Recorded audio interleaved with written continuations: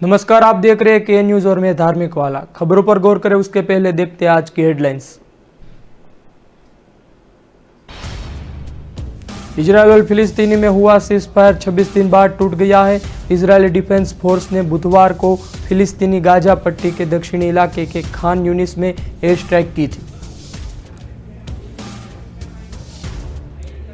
पाकिस्तान की संसद में मंगलवार को जबरदस्त हंगामा हुआ, गाली गलौज और मारपीट हुई। हालात इतने खराब हो गए कि सांसदों को भागने में भी दिक्कत होने लगी थी। इस हंगामे और मारपीट में एक महिला सांसद के घायल होने की भी खबरें मिली है। दिल्ली में इजरायल असेंबली बाहर विस्फोटक रखने वाले 2 संदिग्धों को सीसीटीवी फुटेज सामने आया है। दोनों पर एनआईए ने 10 लाख रुपए का इनाम घोषित कर दिया है। जम्मू कश्मीर के नौगांव में सुरक्षा बलों और आतंकियों के बीच मुठभेड़ हुई। बुधवार को एक आतंकी ढेर हो गया। कश्मीर जोन पुलिस के मुताबिक मारे गए आतंकी की पहचान अभी तक नहीं हो पाई।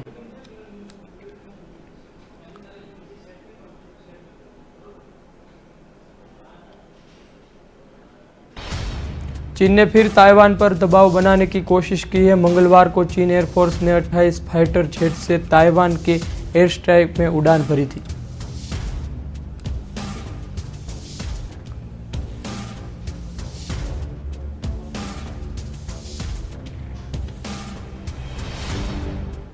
तो अब गौर करते हैं खबरों पर। इजरायल और फिलिस्तीनी में हुआ सीज फायर 26 दिन बाद टूट गया है। इजरायली डिफेंस फोर्स ने बुधवार को फिलिस्तीनी गांजा पट्टी के दक्षिणी इलाके खान यूनिस में एयर स्ट्राइक की। आईडीएफ ने बयान जारी कर बताया कि गाजा की तरफ से दक्षिणी इजरायल पर विस्फोटक भरे गुब्बारे फोड़े गए और कार्रवाई में जवाब की गई। इजरायल और पाकिस्तान फिलिस्तीन बीच 11 दिनों के चल रहे युद्ध के बाद 21 मई को इजिप्ट की मदद से सीज फायर समझौता हुआ। एयर स्ट्राइक के इजरायल ने नए प्रधानमंत्री नेफ्ताली बेनेट ने संदेशा दिया कि फिलिस्तीनी के प्रति उनकी नीति सख्त रहने वाली है। उन्हें हमारे ठिकानों पर हमला किया है, हर तरह से हमला के लिए तैयार है। इसके पहले 11 दिनों तक चले युद्ध में फिलिस्तीनी के 253 लोगों की मौत हो गई है। इसके 66 बच्चे भी शामिल हैं। हमास के हमले में इजरायल से 13 लोगों की मौत हुई थी। इसके पहले मंगलवार को इजरायल की दक्षिणपंथी फ्लैग मार्च निकला था। इससे वहाँ तनाव भी पैदा हुआ था।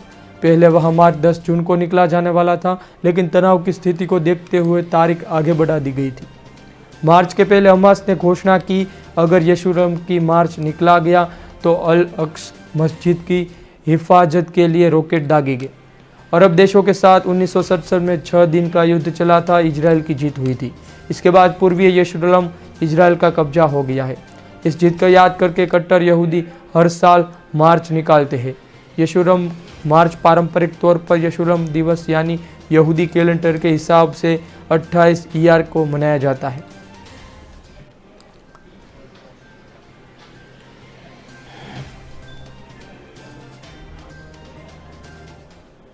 पाकिस्तान की संसद में मंगलवार को जबरदस्त हंगामा हुआ, गाली गलौज और मारपीट भी हुई।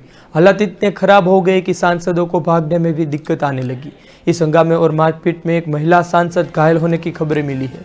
शुक्रवार को इमरान खान सरकार ने अपने तीसरा बजट पेश किया। अयोपेजित इस बजट को सिरे से खारिज करते हुए गरीबों के लिए खतरनाक बताया जाने लगा। मंगलवार को इस पर चर्चा होनी थी, लेकिन जवाब बवाल इस कदर बढ़ गया कि चर्चा को दूर प्रस्ताव भी नहीं रख जा सका। बजट प्रस्ताव चर्चा के लिए मंगलवार को बैठक बुलाई गई थी। शुक्रवार को वित्त मंत्री शौकत तरीन ने बजट पेश किया था। इमरान सरकार को सभी 3 साल पूरे हुए। शौकत उनके चौथे फाइनेंस मिनिस्टर है। शौकत और उनके भाई जहांगीर तरीन पर भ्रष्टाचार के गंभीर आरोप है। विपक्ष का आरोप है शौकत और जहांगीर इसके लिए बचाए गया जा रहे क्योंकि वो इमरान के करीबी हैं। विपक्ष के नेता शाहबाज शरीफ जैसे ही बोलने खड़े हुए कि सत्ता पक्ष ने लोगों ने हंगामा शुरू किया।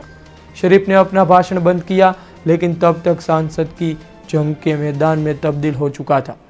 कुछ देर बाद सत्ता पक्ष और विपक्ष सामने सामने आ गए। बजट की कॉपियां एक दूसरे की तरफ उछालने लगे। इसके बाद मेज पर रखे सामान को एक दूसरे पर हमला करने लगे। इसके कुछ वीडियो सोशल मीडिया में वायरल हुए, लेकिन यह इतने भी भद्दे नहीं है कि इन्हें दिखाया भी जाए। हंगामे के दौरान अपशब्द और गालियां भी बेधड़क इस्तेमाल किया गया।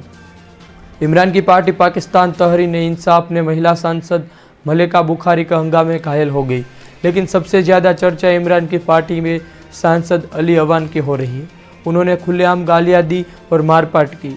इसके बाद पूरा दोष विपक्ष पर थोप दिया। हैरानी की बात तो यह है कि जब यह हंगामा चल रहा था तब प्रधानमंत्री समेत सत्ता पक्ष के तमाम नेता हंस रहे थे।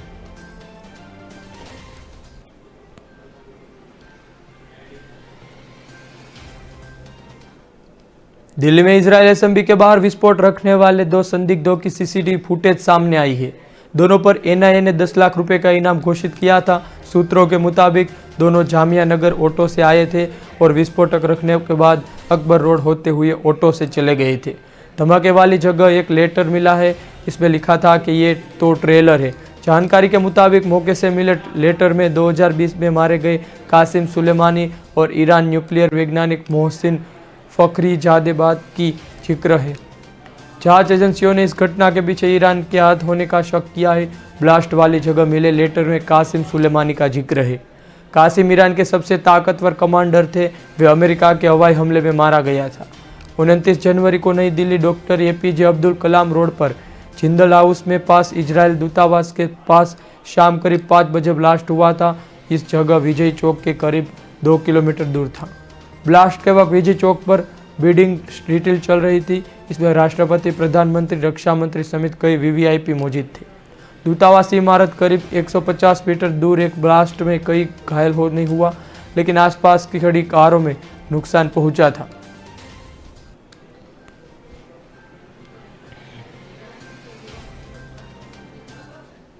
जम्मू कश्मीर के नौगांव सुरक्षा बलों और आतंकियों के बीच हुई मुठभेड़ में बुधवार को एक आतंकी ढेर हो गया। कश्मीर जोन पुलिस के मुताबिक मारे गए आतंकी की पहचान अभी तक नहीं हो पाई। इलाके में फिलहाल 2 आतंकियों छिपे होने की सूचना है। सुरक्षा बलों ने इलाके की घेराबंदी कर ली है। सर्च ऑपरेशन जारी किया है। न्यूज एजेंसी के मुताबिक श्रीनगर के नौगांव मंगलवार को जम्मू कश्मीर पुलिस और केंद्रीय रिजर्व पुलिस आतंकियों के छिपे होने का इनपुट मिला था।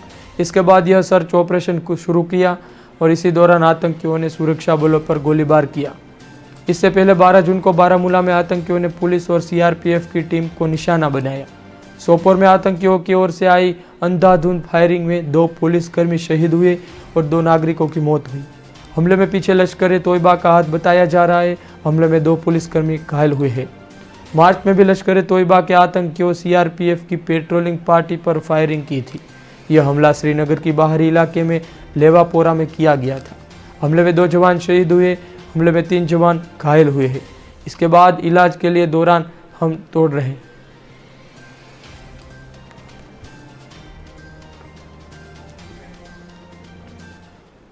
चीन ने फिर ताइवान पर दबाव बढ़ाने की कोशिश की है। मंगलवार को चीनी एयरफोर्स ने 28 फाइटर जेट्स ने ताइवान के एयर स्पेस पर उड़ान भरी थी।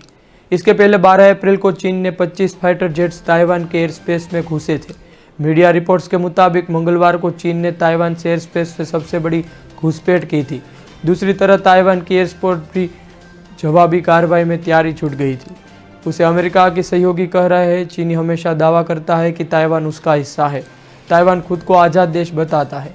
देशों में बीच वाद विवाद चल रहा है, यह प्रमुख कारण भी है। एक रिपोर्ट के मुताबिक मंगलवार दोपहर चीनी एयरपोर्ट ने 28 फाइटर जेट के साथ ताइवान के एयर स्पेस में घुसे थे। यह एयरक्राफ्ट कुछ देर वहां चक्कर लगाते रहे। इन एयरक्राफ्ट ने कुछ पहली बार इस तरह से मिशन शामिल हुए जिनमें बॉम्बर्स, एंटी सबमरीन एयरक्राफ्ट और अर्ली वार्निंग एयरक्राफ्ट भी शामिल थे। विमानों में हवा कुछ देर फायरिंग ड्रिल रही थी। बीजिंग में हरकत ताइवान की एयरपोर्ट में अलर्ट होर पर आ गई थी। उसके बाद अफसर ने कहा कि चीन को किसी गलतफहमी नहीं रहनी चाहिए। हम इस तरह की हरकतों का जवाब देना चाहिए। ताइवान की संप्रभुता और सम्मान पर कोई आँच नहीं आनी चाहिए। उसका मालूम जवाब देना चाहिए। चीन की सेना ने यह सरकार को अब तक इस मामले पर कोई बयान जारी नहीं किया। इसके पहले 12 अप्रैल को चीन ने 25 फाइटर जेट्स ताइवान के एयर स्पेस में घुसे थे। ताइवान के F-16 जहाज़ों उनका पीछा किया था और तो ये भाग रहे थे। चीन ने तब कहा था कि ताइवान की सीमा में घुसने की कोशिश की थी। एयरक्राफ्ट ने रूटीन एक्सरसाइज पर थे।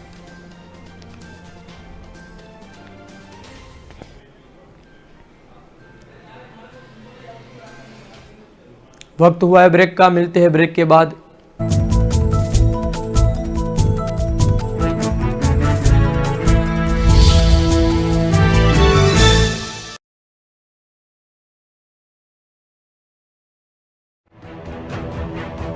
निष्पक्ष,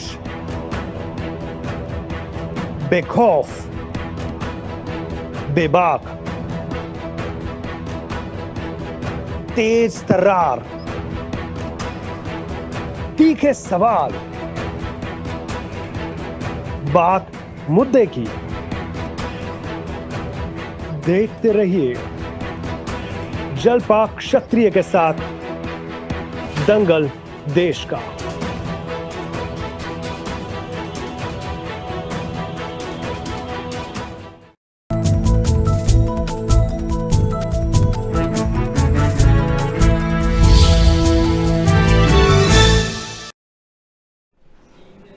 ब्रेक के बाद आपका स्वागत है। गौर करते हैं खबरों पर।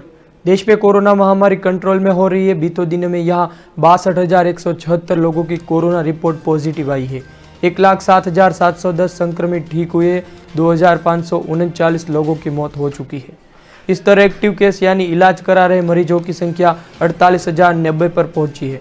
बीते 15 दिनों में एक्टिव केस में 10,30,587 की गिरावट दर्ज हुई है। 1 जून को देश में 18,90,949 संक्रमितों का इलाज चल रहा था। अब यह आंकड़ा 8,60,362 तक पहुंच गया है।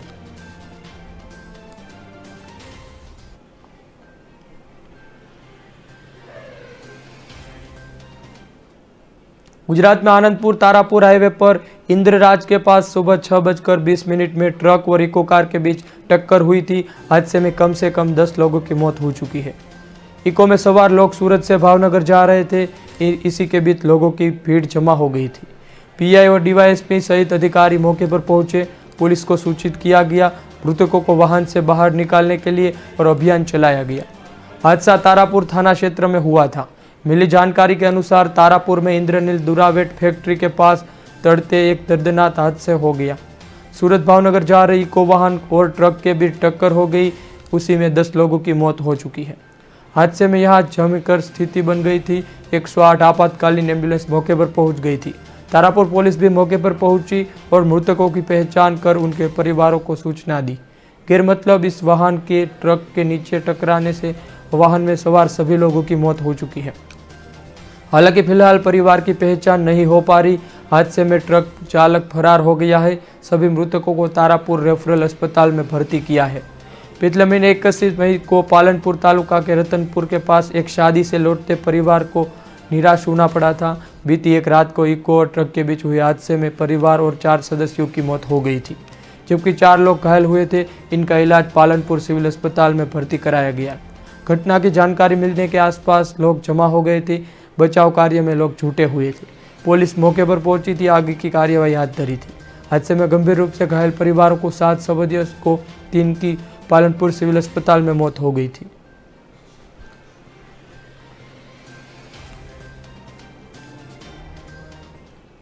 गाजियाबाद में पुलिस ने ट्विटर इंडिया और 2 कांग्रेस नेता समेत 9 लोगों के खिलाफ एफआईआर दर्ज की है। एफआईआर मामले में सांप्रदायिक रंग देने का आरोप है। ट्विटर पर आरोप है कि उसने इस वीडियो के पर कोई एक्शन नहीं लिया। पुलिस ने इस मामले पर मोहम्मद जुबैर, राना अयूब, द वायर, सलमान निजामी, मस्कूर उस्मानी, समा मोहम्मद, सबा नकवी, ट्विटर कम्युनिकेशन इंडिया के प्राइवेट लिमिटेड के खिलाफ एफआईआर दर्ज की है। गाजियाबाद पुलिस का कहना है, पुलिस द्वारा मामले की पूरी तरह से स्पष्ट किए जाने के बावजूद ट्विटर ने गलत ट्वीट को हटाने के कोई कदम नहीं उठाए। नए आईटी के नियमों के बावजूद ऐसा हो रहा है। न्यूज एजेंसी के मुताबिक भारत में अब ट्विटर ने कानूनी सुरक्षा का आधार गंवा दिया है। सरकारी ओर से 25 मई को लागू हुए नए ट्विटर नियमों के अनुसार ट्विटर अब तक लागू नहीं किया गया, जिसके बाद उसके खिलाफ एक्शन लिया जाए है। यानी ट्विटर पर अब भी आईपीसी के तहत मामले दर्ज हो सकेंगे। पुलिस पूछताछ भी कर सकेंगी। एफआईआर में कहा गया कि इन सभी लोगों को ट्विटर पर सच्चाई को परखने के बिना घटना सांप्रदायिक रंग दिया है। इनकी वजह से समाज में शांति और भंग करने की धार्मिक समूहों को भड़काने का मुकदमा वीडियो वायरल हुआ है। पुलिस के मुताबिक घटना पीड़ित और शरारती तत्वों के बीच व्यक्तिगत विवाद की वजह है। इसमें हिंदू और मुसलमानों के संप्रदाय को लोग शामिल थे। आरोपियों ने घटना को इस तरह से पेश किया कि दोनों धार्मिक समूहों के बीच तनाव और पैदा हुआ।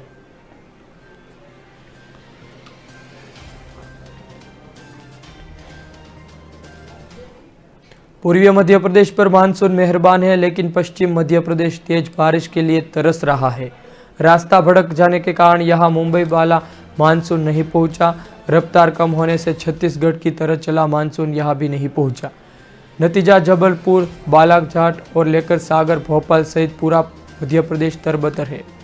लेकिन दोनों से मानसून की नहीं, परंतु इंदौर, देवास, उज्जैन सहित पूरा मालवा बारिश से इंतजार में है। पश्चिम मध्य प्रदेश अब तक मानसून ही नहीं पहुंचा। इसके पीछे हवा की दिशा में बार बार बदलाव हुआ है। उम्मीद थी 13 जून को मानसून की निमाड़ रास्ते के इंदौर पहुंचेगा, लेकिन रास्ता भटकने के बाद अब तक नहीं पहुंचा। एक्सपर्ट के अनुसार सागर से मुंबई होते हुए मानसून बड़बानी, बुरहानपुर रास्ते इंदौर रहित पूरे मालवा निमाड़ में आना था। हमेशा ही रूट रहता है। 2 तूफानों के बाद हवा में बार बार बदलाव, यह स्थिति पलट गई है। मानसून मुंबई में अरावली की पहाड़ियों में, गुजरात के दाहोद, राजस्थान, मध्य प्रदेश की बॉर्डर से होते हुए हरियाणा पहुंचा गया था। अब यूपी की ओर से रुख कर रहा है।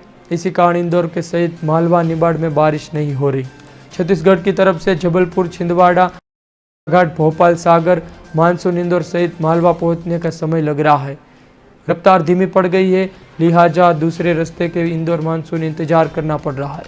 इंदौर, खरगोन, बुरहानपुर, धार, अलीराजपुर, रतलाम, राजगढ़, शौरीपुर जिले में औसत 2 से 3 इंच कम पानी गिरा था। 32 से ज़्यादा जिले ऐसे हैं जहाँ औसत 2 से 3 इंच तक बारिश हुई थी। उत्तर ओवरफ्लो औसत ज़्यादा पानी गिरा, लेकिन मालवा ज़्यादातर जिलों में अभी तक इंतजार कायम है।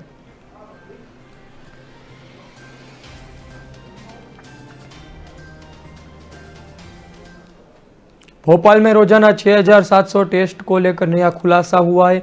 पुलिस की मदद से स्वास्थ्य विभाग ऐसे लोगों के भी कोविड टेस्ट कर रहा है जो किसी दूसरे काम से सड़क पर निकले थे। पुलिस सड़क पर किसी भी गाड़ी के ड्राइवर को चेहरा देखकर रोक रही थी और हेल्थ टीम RT-PCR टेस्ट के लिए सैंपल ले रही थी। अस्पताल खाली पड़े हैं और रोजाना 100 से भी कम केस आ रहे हैं। बावजूद कोविड टेस्ट हजारों की संख्या में है। सवाल यह है कि आखिर ये टेस्टिंग हो रही है, पर जबकि नई टेस्टिंग 1.25% की हो रही है। हेल्थ विभाग ने सैंपल इस टीम को जब पीछे किया तो 50 टेस्ट रोजाना करने के टारगेट दे रही है। इसकी वजह से पुलिस का सहारा ले रही है। इसकी जगह से बेटी टीम ने लिए पुलिस किसी भी चलते व्यक्ति को हाथ देकर रोक देती है, उसका सैंपल कराया जाता है। केवल प्रभावी लोगों को नहीं रोका जा सका, इसके लिए पहले पुलिस गाड़ी देख लेती है। ज़्यादा टेस्ट दोपहिया वाहन के लिए चलते हैं। कुल मिलाकर टारगेट पूरा करने के लिए चेहरा देखकर टेस्ट औपचारिक पूरा किया जा रहा है। यही वजह से भोपाल में संक्रमण दर 1.25% से कम आ गया है। 14 जून से 6700 से ज़्यादा टेस्ट हुए, जिनमें केवल 83 पॉजिटिव केस पाए गए। पिछले इस तरह से जबरन और फर्जी जांच के जरिए वजह सामने आई है।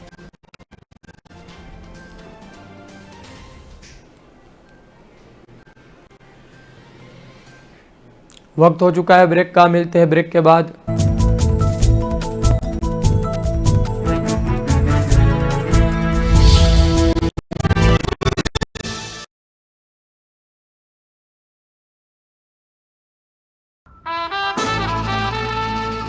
के रेडियो माहिती, मनोरंजन और मस्ती का ट्रायो। के रेडियो कहीं भी कभी भी, दिन हो मंगलमय से लेकर गुजरा हुआ जमाना तक का सफर। के रेडियो आप सुन रहे हो के रेडियो। जल्द शुरू हो रहा है के न्यूज की सुरीली भेंट। के रेडियो आप सुन रहे हो के रेडियो, कहीं भी कभी भी। आप हमें डाउनलोड कर सकते हैं। लाइक कीजिए, कमेंट कीजिए, सब्सक्राइब कीजिए और सुनिए के रेडियो कहीं भी कभी भी। मैं हूँ आपकी जल्पा। रे रे रे रे मारी सवार, ये गाना सुना ही होगा आपने। चलो सुबह हो गई, मस्ती की कश्ती, दिन का सफर सुहाना, एक शहर एक नजर, जनवाणी, सुनहरी दोपहरी, ये शाम मस्तानी, ढल गया दिन, नगमों की बारात, गुजरा हुआ जमाना, फिर वही रात है, मनोरंजन, माहिती और मस्ती के साथ। आप सुन रहे हो के रेडियो, कहीं भी कभी भी।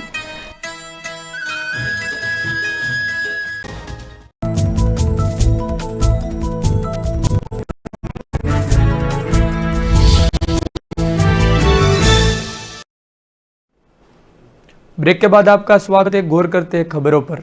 शिवराज कैबिनेट की सोमवार को हुई बैठक में निर्णय लिया गया कि प्रदेश में धान से जुड़े उद्योग को बढ़ावा देने और इथेनॉल प्लांट की नई नीति को लागू की जाएगी। मुख्यमंत्री शिवराज सिंह चौहान ने एमएससी विभाग को कह दिया कि जिम्मेदारी देते हुए निर्देश है कि दोनों प्रस्ताव जल्द से जल्द तैयार किए जाए। इसके साथ ही किसानों से खरीदी किए धान में 3 स्लैब बनाने का निर्णय लिया जाए। यह स्लैब 50 से ज़्यादा 200 रुपये के बीच में होंगे। सरकार के प्रवक्ता गृह मंत्री नरोत्तम मिश्रा ने बताया कि बैठक में मुख्य रूप से 2020 में सस्ती बिजली के लिए वितरण कंपनियों को 14,500 करोड़ रुपये की सब्सिडी देने का प्रस्ताव की मंजूरी की गई है। उन्होंने बताया कि प्रदेश में 94 लाख परिवारों ने 100 रुपये में 100 यूनिट बिजली उपलब्ध कराई है। इसी तरह से बैठक में पिछले साल दिवाली में भी पहले कर्मचारियों के लिए लागू कई विशेष त्योहार अग्निम योजना को स्वीकृति दी गई थी। मध्य प्रदेश में घरेलू और कृषि उपभोक्ताओं को सस्ती बिजली देने के लिए राज्य सरकार 14,500 करोड़ रुपए की सब्सिडी देगी। जानकारी के मुताबिक प्रस्ताव को कैबिनेट मंजूरी मिलने के बाद बिजली कंपनियों को यह राशि ऊर्जा विभाग के माध्यम से दी जाएगी।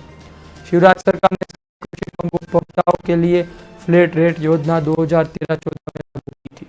इसके 10 हॉर्स पावर मीटर यह स्थापित कृषि पंप उपभोक्ताओं को प्रति हॉर्स पावर सालाना 750 रुपये, अधिक क्षमता के पंप वाले उपभोक्ताओं को प्रति हॉर्स पावर 1,500 रुपये बिजली देने का प्रावधान है। आयोग के द्वारा तय की वृद्धि देने के कारण सरकार 2,773 करोड़ रुपए सब्सिडी तीनों बिजली कंपनियों को देगी।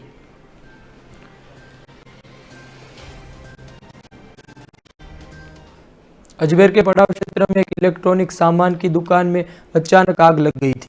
इसी दौरान लोगों की खासी भीड़ हो गई। सूचना मिलते ही क्लॉक टावर थाना पुलिस मौके पर पहुंची। दमकल आग पर काबू पाने का प्रयास किया और करीब घंटे की मशक्कत बाद आग पर काबू पा लिया। आग से लाखों लोगों को नुकसान हो रहा है, वही आग के कारण खुलासा नहीं हो पाया। अचानक आसपास की दुकानों को भी अपनी चपेट में ले लिया, लेकिन वहां ज्यादातर नुकसान की सूचना नहीं है। जानकारी के अनुसार मंगलवार अपराध करीब 4:30 बजे अजमेर के एक पड़ाव क्षेत्र के स्थित गुप्ता रेडियो नाम के एक इलेक्ट्रॉनिक दुकान में चारों सर हुआ। थोड़ी देर में आग अपना दायरा बढ़ाते हुए आसपास की दुकानों को भी अपनी चपेट में लिया। फायर ब्रिगेड वाहन मौके पर पहुंचा। इसके बाद लोगों ने सहयोग फायर ब्रिगेड टीम को कड़ी मशक्कत कर आग पर काबू किया। इसी दौरान मौके पर भारी भीड़ जमा हो गई थी। अग्निकांड से चलते इलेक्ट्रॉनिक दुकान में लाखों रुपए का सामान जलकर खाक हो गया। आसपास की दुकानों में भी खुलवाया गया था। इनमें से कोई आगे नुकसान नहीं हुआ। मामूली नुकसान अतिरिक्त अन्य दुकानों में भी कोई नुकसान सूचना नहीं मिली है।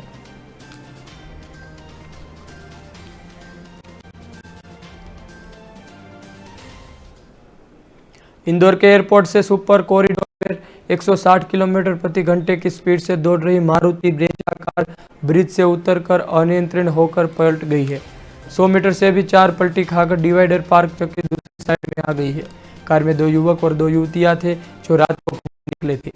हादसे में चारों जख्मी हुए। इतने भीषण हादसे में बाद भी कार सवार लोगों की जान बचा ली है। बाणागंगा थाना के एसआई स्वराज डाबी के अनुसार यह भीषण हादसा सोमवार रात 9 बजे सुपर कॉरिडोर में हुआ था। घटना के वक्त कार में प्रखर मनीष पंचोली, तनिष्क जैन और उनकी सहेली तनिष्का थे। कार तनिष्क जैन चला रहा था। प्रत्यक्षदर्शियों ने पुलिस को बताया कि तूफानी रफ्तार से वह चला रहा था। कार 160 प्रति रफ्तार से स्पीड से चल रही थी। सुपर कॉरिडोर के बीच उतर के ही कार अचानक असंतुलित हुई। तनुष उसे संभाल नहीं पाया और राइट साइड की तरफ कार से टर्न ले लिया। 100 मीटर तक रगड़ने चली और पिलट गई थी। फिर डिवाइडर पार कर और दूसरी जगह चली गई थी। गनीमत रही और वली साइड की बयान सामने आया था। हादसे में वक्त वहां निकल रहे प्रत्यक्षदर्शी सचिन शर्मा ने बताया कि घटना देखकर सहम गए थे। पहले तो लगा कि अब कोई नहीं बचेगा, लेकिन किस्मत अच्छी थी। हादसे के बाद तनिष्क को कम, अभी सभी की गंभीर चोटें आई। लोगों ने सभी घायलों को अस्पताल में पहुंचाया है।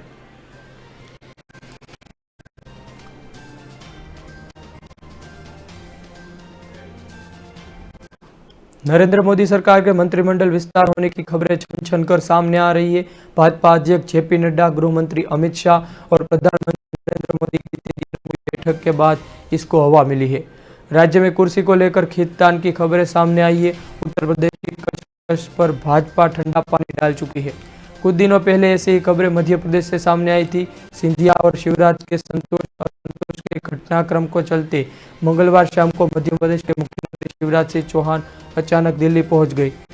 सीएम शिवराज सिंह चौहान ने दिल्ली यात्रा के साथ में एक बार फिर मुख्यमंत्री परिवर्तन की अटकलों को हवा मिली। कयास लगाया जा रहा था कि शिवराज को केंद्रीय मंत्रिमंडल में जगह दी मिल सकती है। मध्य प्रदेश की कमान किसी और को सौंपी जा सकती है। हालांकि भाजपा वाले इस अटकलों को निराधार बता रहे। मध्य प्रदेश कांग्रेस के प्रवक्ता नरेंद्र सलूजा अमर उजाला की चर्चा के बाद पता चला कि मध्य प्रदेश में शिवराज सिंह चौहान के खिलाफ जबरदस्त तरीके से लॉबिंग चल रही है। सभी नेताओं और मंत्रियों के बीच बंद कैमरे के मेल मुलाकात हो रही है। सभी बैठकों को सीएम से छोड़कर सभी नेता मौजूद रहते हैं। राज्य में नर्मदा परियोजना हुए घोटाले और कैबिनेट में हुई झड़प के मामले में मंत्री डॉक्टर नरोत्तम मिश्रा दिल्ली लेकर पहुंचे थे। परियोजना में भ्रष्टाचार की जो बातें सामने आ रही थी उसकी सफाई देते हुए सीएम शिवराज सिंह दिल्ली पहुंचे थे। कहीं न कहीं प्रदेश में जल्द नेतृत्व परिवर्तन हो सकता है।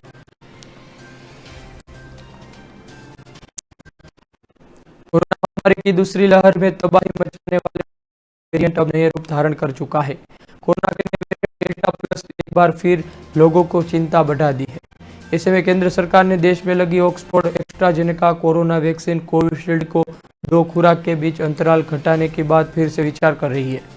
कोविड टीकाकरण की नीति से सरकार के विशेषज्ञों को लेकर कई दौर हो रही है। उनका सबसे अधिक खतरा है उनके कम अंतराल पर टीका जा सके। हाल ही में सबूत मिले हैं कि कोरोना के डेल्टा वेरिएंट की वजह से अस्पतालों में भर्ती होने और संक्रमण में तेजी होने का फैलाना खतरा बढ़ गया है। कोरोना वैक्सीन कोविशील्ड को 2 खुराकों के बीच अंतराल घटाने की वेरिएंट की लपेट में आने के लोगों को बचाया जा सकता है। इसके पहले 13 मई को केंद्र सरकार ने कोविशील्ड को 2 खुराकों के बीच अंतराल को बढ़ाया था, 12 से 16 हफ्ता कर दिया था। इसको लेकर ब्रिटेन ने डेटा के हवाले, लेकिन 3 दिन के बाद ब्रिटेन ने खुद अंतराल घटाकर 12 से 8 हफ्ता किया था। डेल्टा वेरिएंट के खतरे को मापते हुए अंतराल 50 या उससे ज़्यादा आयु के लोगों के लिए घटाया गया। ब्रिटेन में कोरोना के डेल्टा वेरिएंट फिर से फैलाना गया। ब्रिटेन के सोमवार जारी हुए आंकड़ों के मुताबिक जिन लोगों ने ऑक्सफोर्ड एस्ट्राजेनेका टीके के दोनों खुराक ली है उन्हें अस्पतालों में भर्ती नहीं होना पड़ेगा। जिन लोगों ने सिर्फ खुराक ली है उन लोगों को अस्पताल में भर्ती होने की ज़्यादा आशंका है। सोमवार को ही ब्रिटेन में टीके के बीच अंतराल 40 से ज़्यादा उम्र वालों के लिए भी घटा दिया है।